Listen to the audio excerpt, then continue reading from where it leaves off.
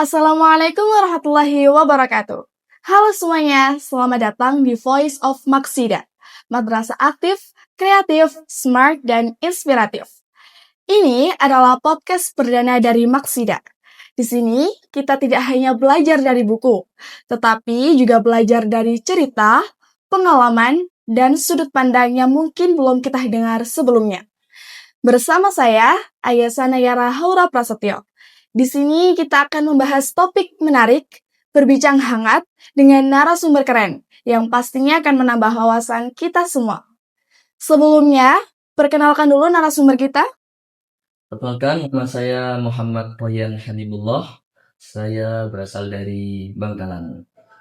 Tema podcast kita hari ini adalah prestasi siswa. Dan narasumber kita hari ini sangat berprestasi dalam bidang MTQ. Musabaqah Tilawatil Quran atau biasa dipanggil dengan MTQ adalah festival atau perlombaan seni membaca Al-Quran dengan lagu dan juga tajwid dan adab yang baik. Yuk kita mulai obrolan seru dan penuh makna kita pada hari ini. Mas Ryan, sudah banyak sekali ya mengikuti banyak lomba. Banyak juga yang mendapatkan juara. Kira-kira Mas Ryan ingat tidak? Berapa kali Mas Ryan mengikuti lomba dalam bidang MTQ ini dari awal hingga saat ini? Kalau ingatnya sih kayaknya enggak sih, Kak. Soalnya kan sudah cukup lama juga saya bergelut di cabang MTQ ini. Jadi ya sudah cukup lama sih. Jadi gak ingat. Oke. Kalau boleh tahu nih, sejak kapan Mas Ryan mengikuti lomba MTQ? Apa MTQ adalah lomba pertama yang Mas Ryan ikuti?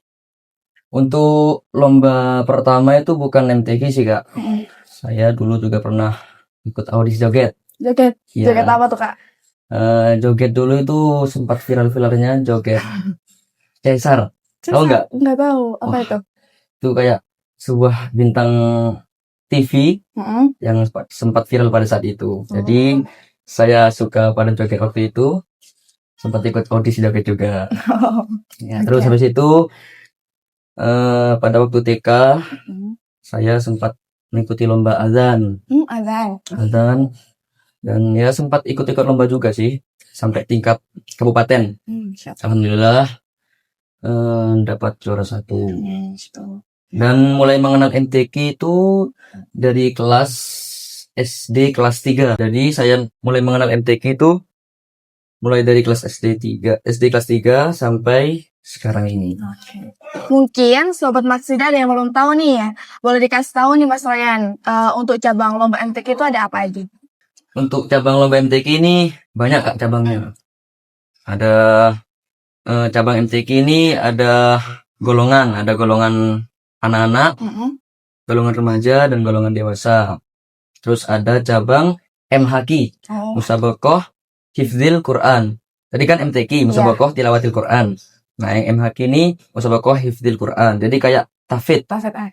Ya, itu ada golongan 1 juz tilawah, 5 juz tilawah, 10 juz tilawah, 1 juz tilawah, 5 juz tilawah, 10 juz, 20 juz, dan 30 juz. Nah, yang 1 juz tilawah dan 5 juz tilawah ini, jadi pesertanya itu membacakan tilawah terlebih dahulu, habis itu dikasih soal. Jadi tilawah dulu baru dikasih soal tafidnya itu.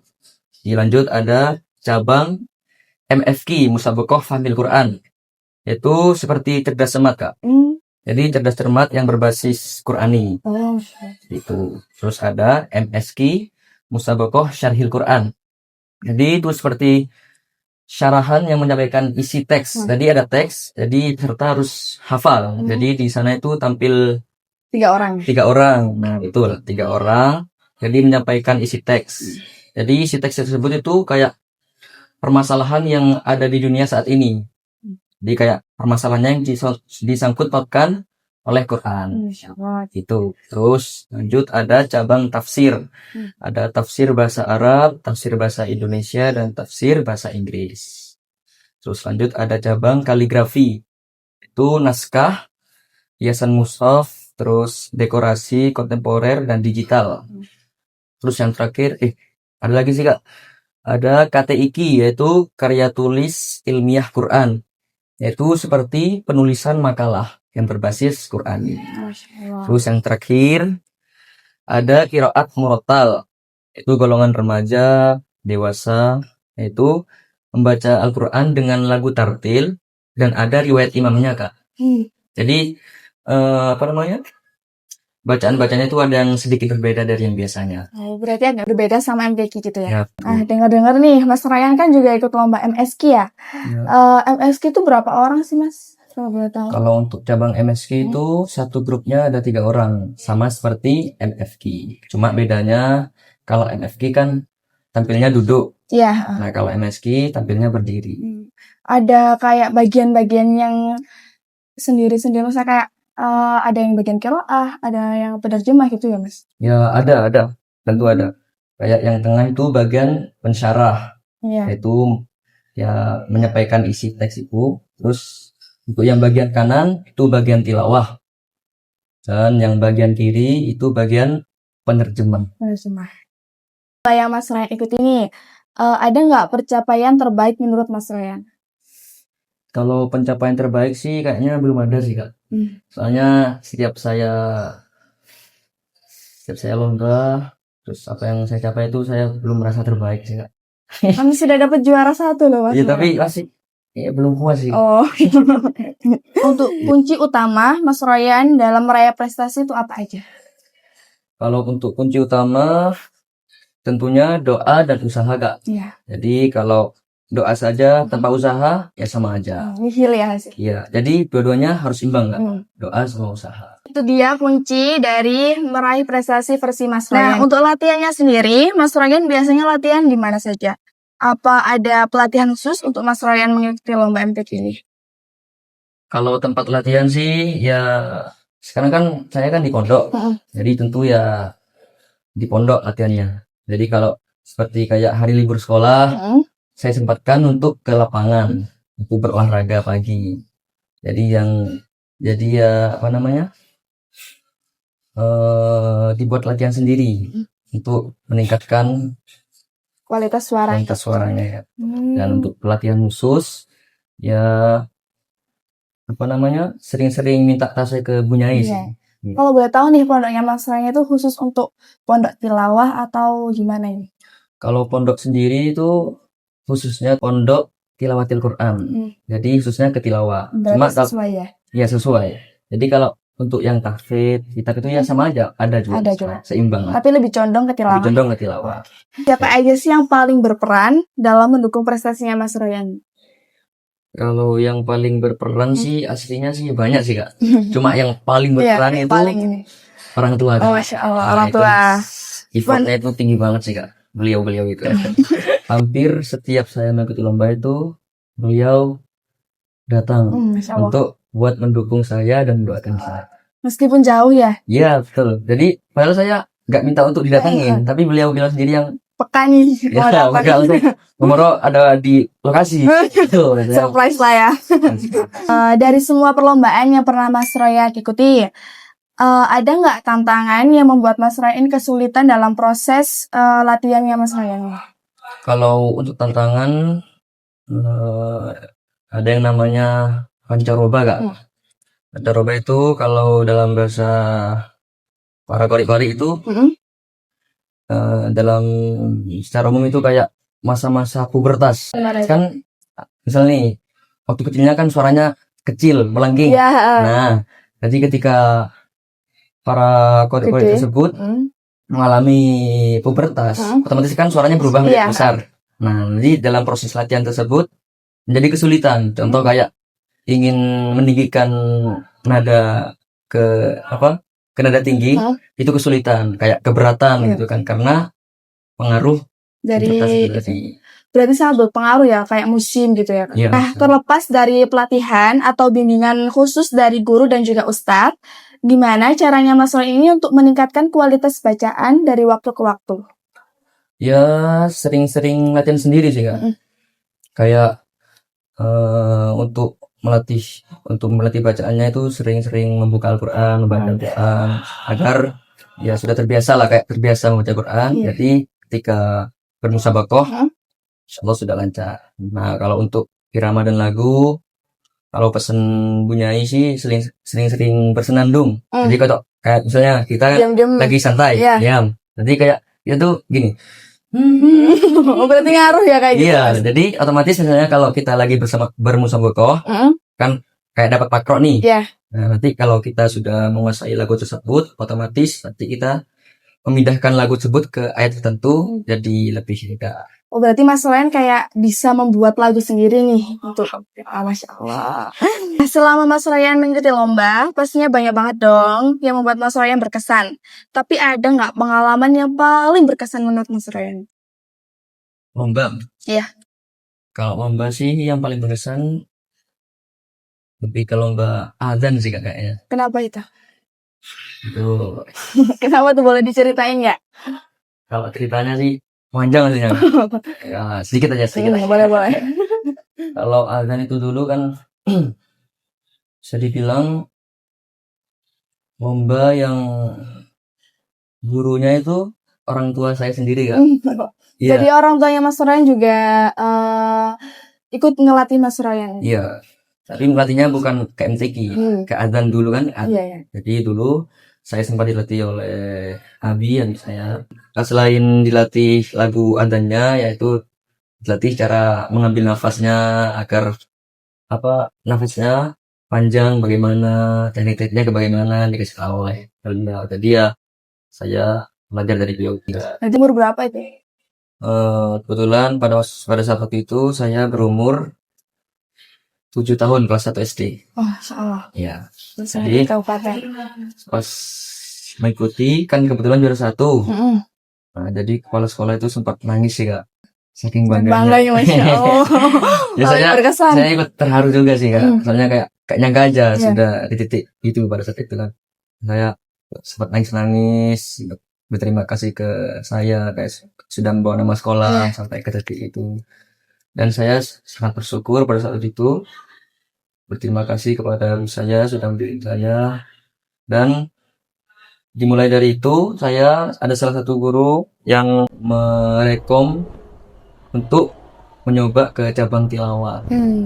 Saya pas juara di tingkat kabupaten. Nah, di situ awal mula nama Royan tersebar di mana aja. Jadi kan sempat masuk koran tuh. Iya. Jadi saya saking bangganya koran tersebut disimpan di rumah. Kalau boleh tahu nih, tingkatan yang paling tinggi selama Mas Royan mengikuti lomba ini apa? Kalau tingkatan yang paling tertinggi yang selama saya mengikuti lomba itu tingkat ini Kak, nasional. Insyaallah. Lomba apa itu? Lomba MTQ. Jadi dalam rangka Madrasah Festival. Jadi kan sebelum itu kan ada lomba porseni itu tingkat Jatim, MTS.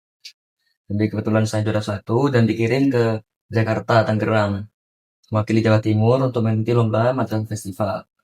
Tapi pada saat itu belum ke titik nomor 1 Kak. Jadi kebetulan di sana masih peringkat 4. Tapi kan sudah sangat terbaik gitu loh. Iya. Sejauh ini ya, ada nggak pelajaran penting yang Mas Royan dapatkan dari pengalaman-pengalaman Mas Royan selama mengikuti lomba? Kalau pelajaran penting dari lomba MTQ sih banyak sih Kak. Cuma tidak hanya terbatas pada kemampuan membaca, tapi juga membentukkan karakter, pendalaman spiritual, kayak kedisiplinan dan konsistensi seperti itu. Berarti itu sangat mengaruh ya Mas. Saya ini nggak mau tanya untuk kemenangan yang diraih sama Mas Royan, karena Masya Allah banget di setiap lomba Mas Royan pasti mendapatkan juara. Tapi saya lebih ingin tahu nih, Mas Royan pernah kalah nggak sih? Kalau pernah kalah sih pernah banget Kak. Tapi jarang banget ya. Wah, sering.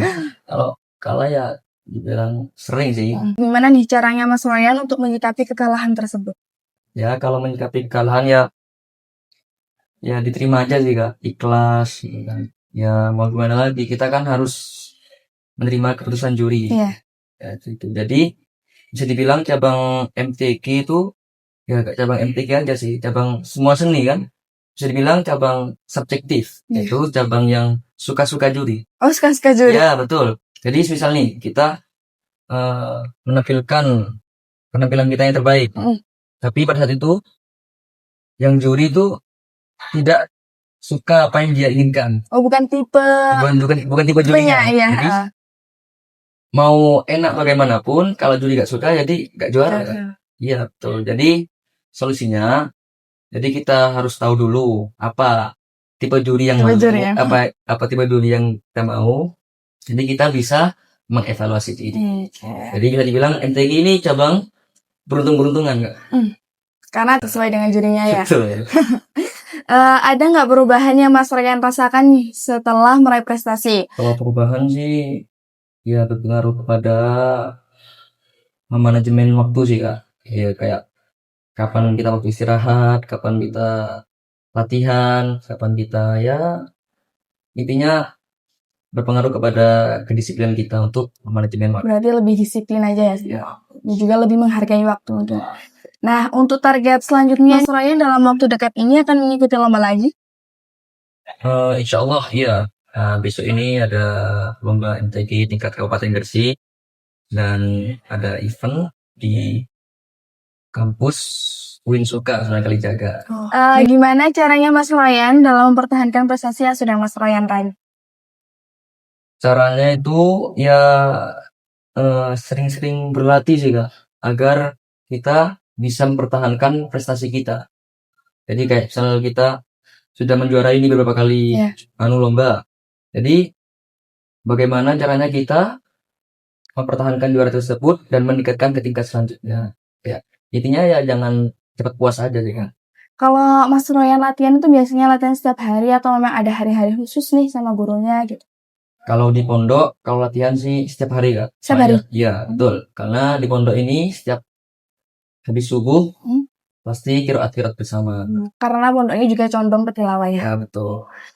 Apa yang akan Mas Ryan lakukan untuk terus belajar dan juga berkembang? Untuk agar berkembang itu manajemen gaya hidup gak?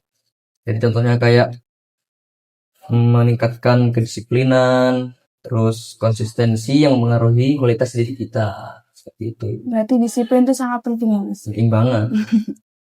Sejauh ini, apa Mas Ryan ini pernah membimbing orang lain setelah Mas Ryan berprestasi? Pernah. Apa? Ada pernah mengajar azan. Masya Allah. Jadi pas sempat tuh ada orang tua tuh datang. Mas, ini kan si ini mau ikut lomba azan. Terus tolong ajarin ya, soalnya kayak bulan depan sudah pelaksanaan lombanya. So iya bu, saya ajarkan azan tuh waktu itu. Alhamdulillah anaknya dapat juara. Masya Allah. Terus ada juga pernah mengajar tilawah juga. Ya sama juga, anaknya mau mengikuti lomba, terus orang tuanya minta tolong ke saya. Kelas berapa itu? Kelas apa? Saya. Iya, selainnya sama yang saya waktu itu kelas yang 1 MA sih. Iya ya. Nah, anaknya SD. Jadi masih SD anaknya yang saya ajari. Alhamdulillah dapat juara 1. Alhamdulillah. Kebetulan. Jadi gimana nih buat Mas Ryan membagi waktu antara latihan, sekolah dan juga kegiatan di pondok? Harus punya prinsip sih. Jadi kayak kita tahu kayak jam segini itu waktunya sekolah. Jadi habis sekolah jam segini itu kita manfaatkan untuk istirahat.